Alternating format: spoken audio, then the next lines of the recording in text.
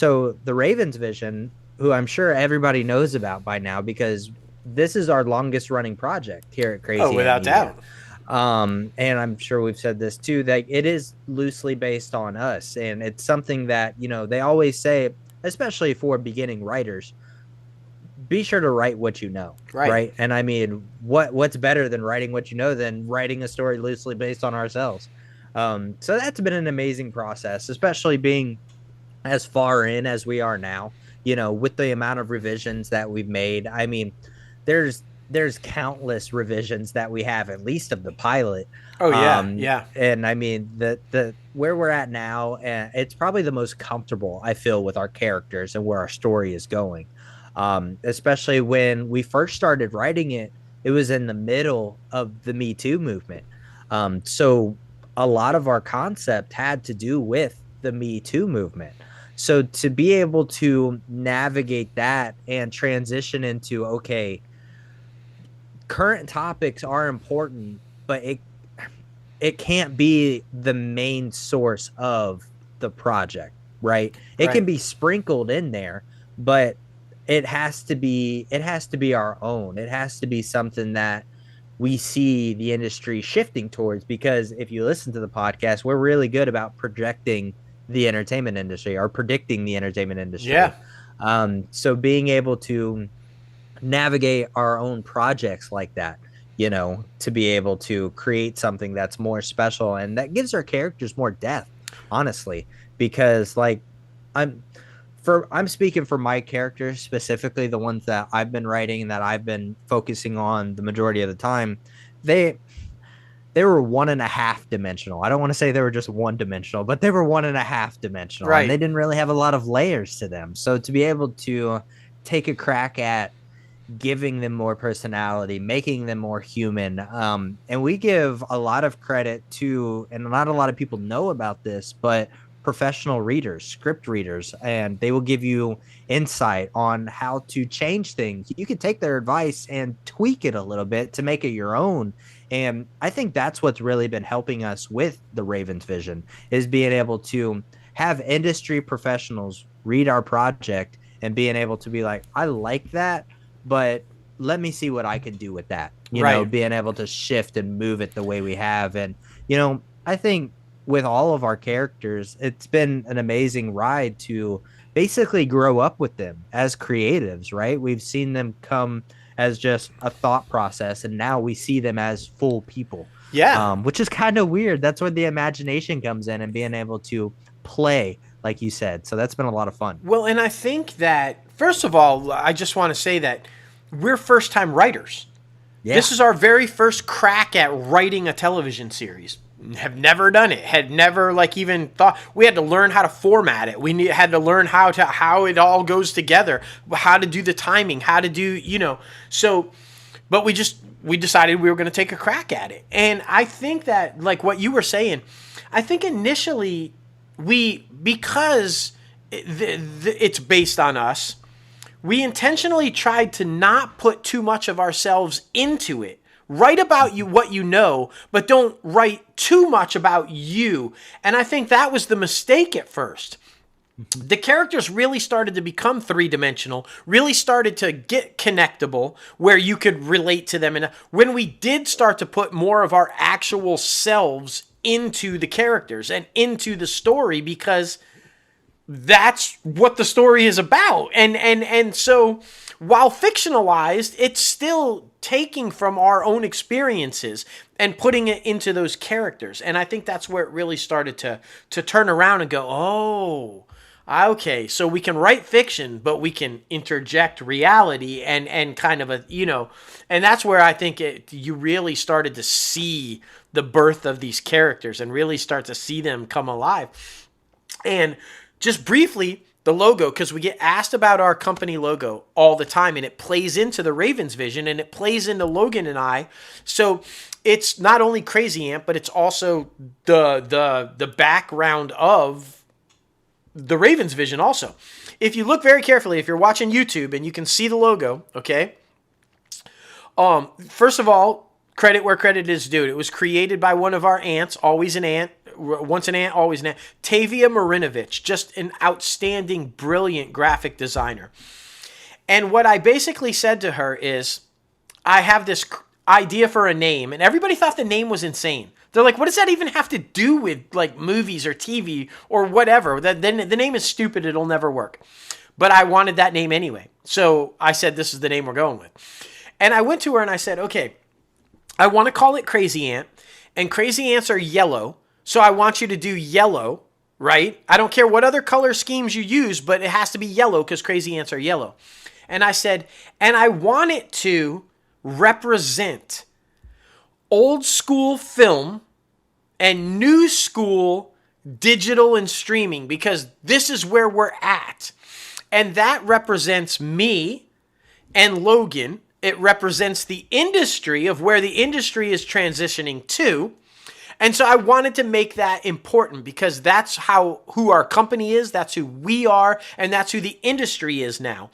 And she came back with this design. If you guys look really closely, the eyes on the ant are an old school film reel and the digital lens. And it represents the old school, new school merging of the two. And how do they work together? And that's where the logo came from. So anybody who's wondering, where's that logo come from? That's really cool. How did that happen? That's what the meaning behind the logo is. And then Bonk, obviously, is just an animated version of our logo. And Bonk, everybody loves Bonk. Bonk, short for bonkers, because he's a crazy ant. And we have a great animation project in the works for that. Just, oh my gosh, you guys don't even know. But back to, and like what you said about the script coverage and professional readers, we've also had the benefit of knowing and being able to reach out to and get advice from, be it either just reaching out and having a conversation with them or an interview through the podcast or whatever. Professional writers, huge time, big writer, Danny Strong and Carol Barbie and JS, and people who have actually done this and won awards for it, have huge hit shows, to be able to get their, hey, this is how you should do it. This is what you shouldn't do. This is like, kind of, to have that amazing. So to be able to fall back on that and go, hey, you remember when Carol said this? Or you remember when Danny said that? That in conjunction with the professional script readers, that's amazing.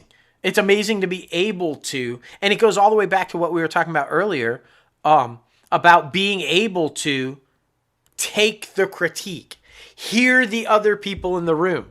Because it's so critically important. You get so attached and you're so tunnel visioned that you don't see the things that you're missing until somebody says it. So it's so critically important. And I love that. And the Ravens vision, and while we're working on the Ravens vision, while we're writing this, while we're doing this, we get pitched this script.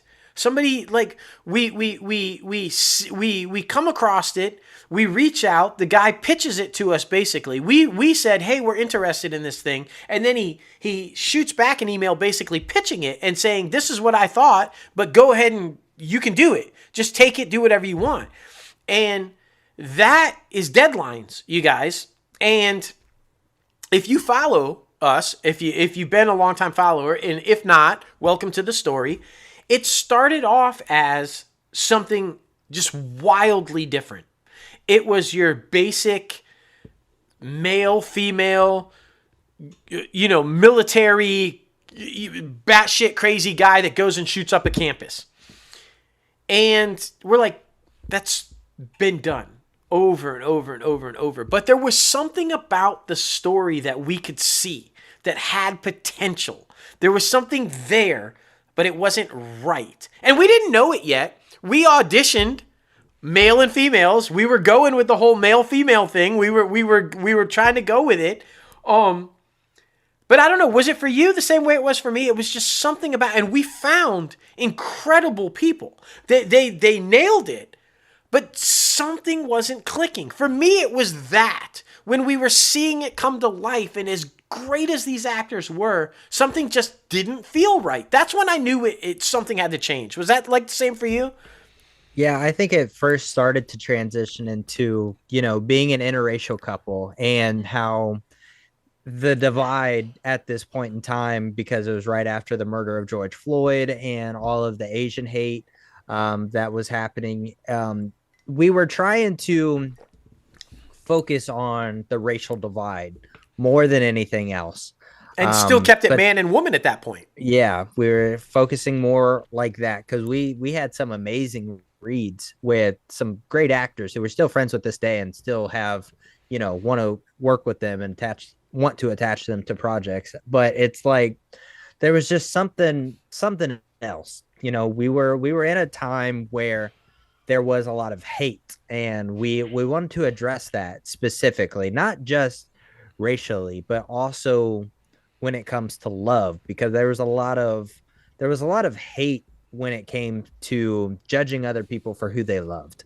So we wanted to switch it up, and that's when we had the idea of changing it to a lesbian relationship, because we know in our hearts, and we personally believe it doesn't matter what color you are, what gender you are, how you identify. If you love somebody, you love somebody. That's Right. all that matters. And it doesn't matter my opinion about your relationship or your opinion about my relationship, because that is your life.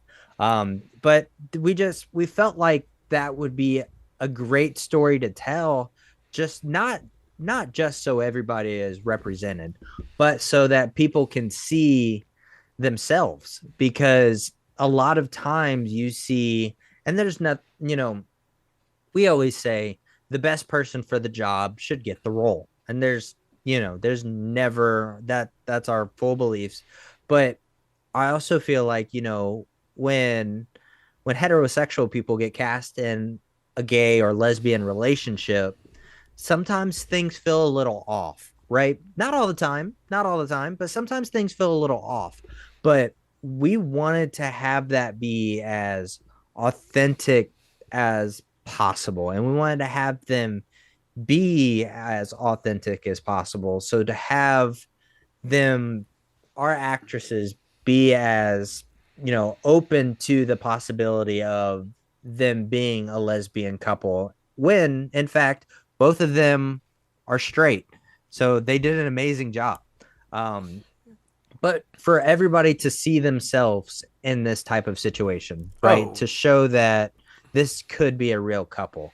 I think that was most important for us, and not just to follow a narrative, but to create our own narrative.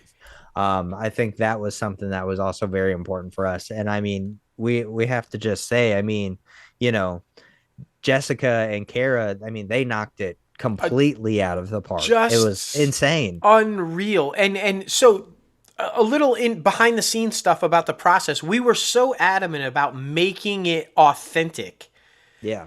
knowing that they were straight. But so how do you take straight but make it authentic? So a little behind the scenes for you guys. We had them meet up, and we used the opportunity to take some publicity stills, but now this is the first time, keep in mind, this is the first time that Kara and Jessica had ever met. They have never met. They hadn't talked on the phone. They hadn't Zoomed. This is the first time meeting. And so we had them walk around a college campus in a small little town as a couple, as two lovers, as two people who are in a relationship, happy and in love. And these two women, these two incredible women who had never met each other before in their lives, had everybody in that town convinced that they were an actual couple. It was unreal. The chemistry, immediate chemistry, how they were. I mean, if you see some of the pictures, and they're used in the movie, these pictures are used in the movie. If you look carefully, you can see them.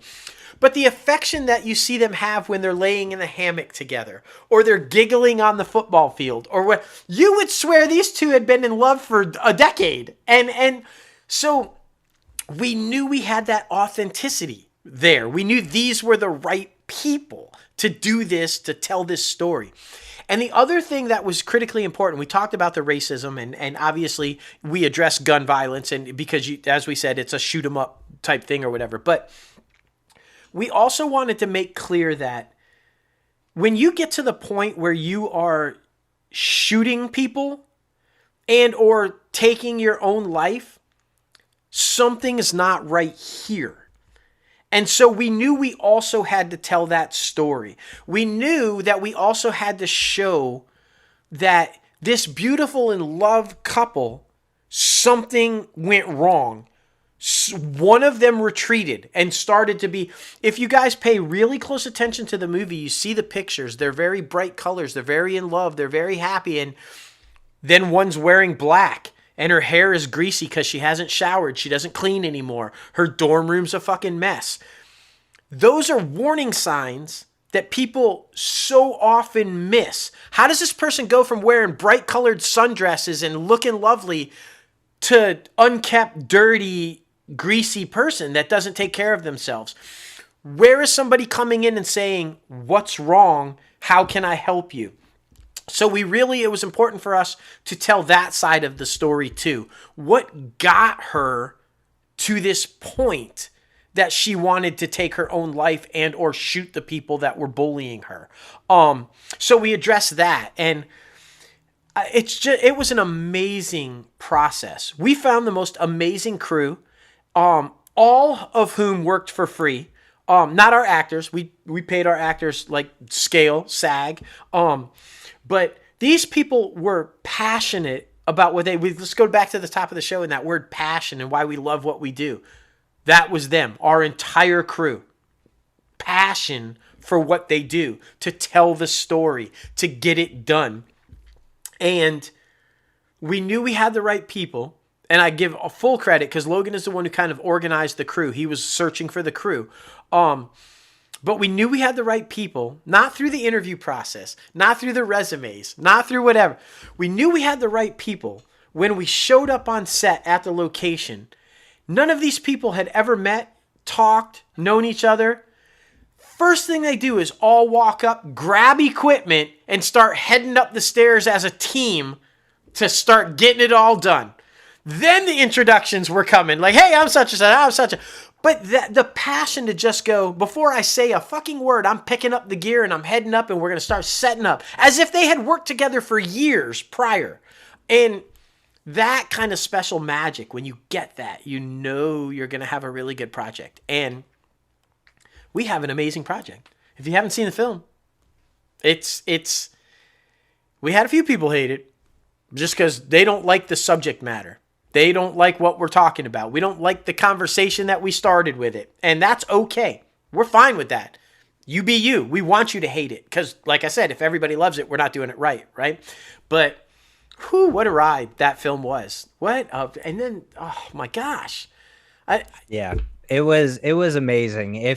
Because we recorded a podcast episode basically right after it. So if you guys go back and scroll through our catalog, like we identify each and every person who is attached to it. And we talk about the whole process, how it was on set. But I mean, that was our proof of concept as Crazy Ant Media, to finally put something out there after 3 years, it felt like, working on other people's stuff, and to be able to finally put our heads together and our creative vision and be able to direct it and put that out there. It was an amazing thing. And like you said, I mean, things were very smooth sailing on set. I mean, did the roof literally cave in from water? Yes, it did. It literally did. But we had a set mama that took that shit and ran with it. She's like, you got shit to do, I will take care of this. Oh my God. But it was an amazing time. Like and the crew was amazing. Like the actors were amazing. The food was amazing. Shout out to Angelo and Jimmy John's.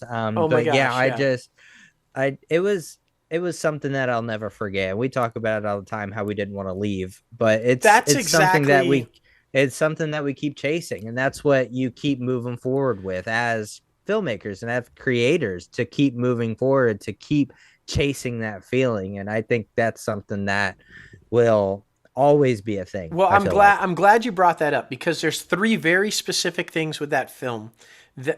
There we go. Hey, we were wondering if it was only going to be the thumbs up, but but this was a celebration. I'm kind of glad the balloons popped up right there, because what you just said, one of the things that I will always carry as a very important memory from that film for me is I remember the whole time leading up to it, I kept telling you, I kept saying to you, there's no feeling like it in the world being on set.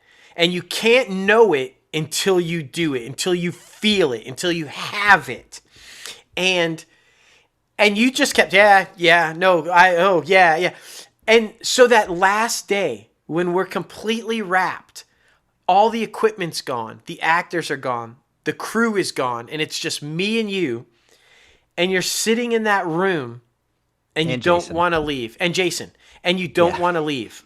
And you don't want to leave. And you say, I don't want to leave. I don't want it to end.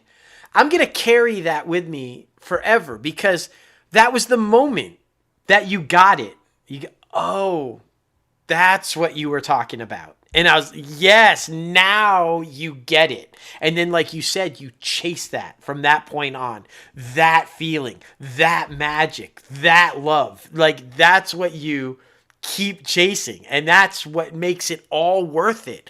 The other moment, when you flipped the narrative, we released our film, the red carpet premiere of this film, on a day that had been the worst day of my life every year since my little brother passed away. It was a day where I would lock myself in a room and not talk to anybody. I would be miserable. I was depressed, and I fucking hated this day every year since he passed. And Logan said, why does it have to be that way? Why don't we flip the narrative? Would he want you locked in your room, crying, being miserable, hating life? Or would he want you to be living your life? You made this film, you accomplished your dream, everything is going well for you. Would he want you to do that? Why don't we flip that narrative? Why don't we premiere it on that day? Let's take this from a bad memory and a bad day to a great day. And so that's exactly what we did. And now that day is forever associated. And I don't set aside the loss of that day of my little brother. I don't put and act like that didn't happen anymore. But I can now associate that day with something great and link it not only to Logan and all of the people involved in the making of that film, but I can also say, there you go, Joe. There's what you would want. And so that. And then one final thing. When we did it, when we had this red carpet premiere, this was the first moment, because like Logan said, this was the first thing that was ours, not somebody else's. This was our vision, our platform to say, this is who we are. This is who we are as filmmakers. This is who our company is. And first time putting it out into the world. It's like, what's going to happen? It's terrifying. It's a terrifying moment. So it's up on the big screen. It's a packed theater. And the credits roll. And the screen goes black. Thing's over. And there's silence for a couple seconds. And then the elation of a round of applause and the cheers. I don't think I can ever in words describe that moment when you know that your art, your story, your passion just changed people. It just went out into the world and people loved it and connected to it, and you moved people with something that came from inside you. It's the first moment, because it's our first baby. It's our first thing we've ever put out there. And it was a terrifying moment, because when that silence hit, I turned to Logan and I said, they fucking hate it. They must have hated it. Why is nobody speaking? And then boom. And I don't know. You could talk about it too, but that moment for me was just like, I felt like I was that 8-year-old kid who was now the man that could fly. I felt like I came off the ground and I was levitating. I was just floating. I was so happy that happened. I can't even describe how it was. Yeah, it was pretty funny because, like, I don't know if you remember because we were playing it off the HDMI cord and a laptop. So like I I was actually up in the booth trying to get it to stop when I was running back down and hearing people clap. So you must have been in your own head because yeah, I was not there when for that moment of silence. I was running back and forth. But yeah, I mean, for me, like it was a sense of, oh, you did something right. It's like, oh shit, I'm about to walk back into something that is great and that did start a conversation. We had a nice Q&A afterwards Yes, and yeah. we stood up in front of everybody and like literally took a bow. We also did this very special thing too where everyone who came to support us for the premiere, they all came up front where the sign just or the screen said deadlines and we all took a big picture. That was really special. I cannot Um, wait to get that thing blown up and have that hanging in our studio. right. That's going to be the first thing that people see when they walk into our studio because that's our first thing, our Yeah. first Crazy Ant production that was out there for the world. And what an amazing time to have all those people there and be a part Yeah. of that special. That film would not have happened without the majority of those people.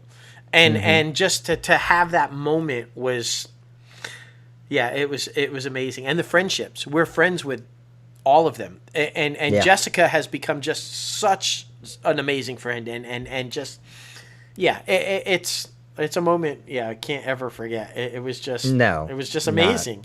Yeah, it was an amazing night and some amazing people were there. But yeah, I mean, it's just a testament to what we're able to do and what we continue to be able to do, especially after all these strikes are over. Because I know you're writing on your project, I'm writing on my project, and to where we're both stepping out of our comfort zones because you're writing about a woman and her relationship with her husband who passed away, who was really respected, and I'm writing about a family in the 1950s. So I feel like we're comfortable in our projects where we're writing about stuff we know, but now we're starting to expand, right? We're Yeah, starting to get yeah. a little bit more creative to where we are feeling like we're able to do research and step away from writing what you know and let's get a little creative now.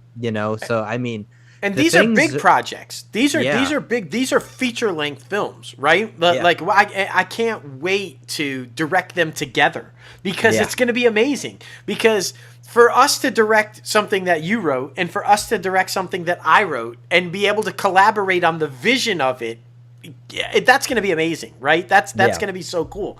But then also the comfortability because yeah, like we knew we needed another project. We need as soon as the strike is over, we're coming at you. We're coming out with our next thing. And we knew we needed something very quickly for that. We knew we needed some. So now we're at a comfort level where I'm like, fuck, let's just knock out a script. And we yeah, knocked out another short script. Like it's a great comedy. It's so far removed from deadlines, it's not even close. But now we're at that level where we're first time writers, but not anymore because now we're writing all kinds of things, and we can actually now where we would sit down and we would just stare and not know what the fuck to do. Now we're just like we get in front of. Oh, here's a exactly. script. What do you think? That's an amazing feeling too. The progression of coming into who we are and feeling comfortable enough to go. And then that first draft was like, what do you think about this? Yeah, Let's change that. Let's change. And so, but to be able to just sit down and that's amazing. It's an amazing it feeling. is. Because when we first sat down with the Ravens vision, we were like, Fuck, yeah. what? How do you format this? What dialogue? What? Yeah. So now it's just yeah. And guys, we have so many great things. We've got those two feature-length films. We've got the short comedy. We've got the animated series, right? Which is going to be an animated comedy, which is going to be freaking amazing.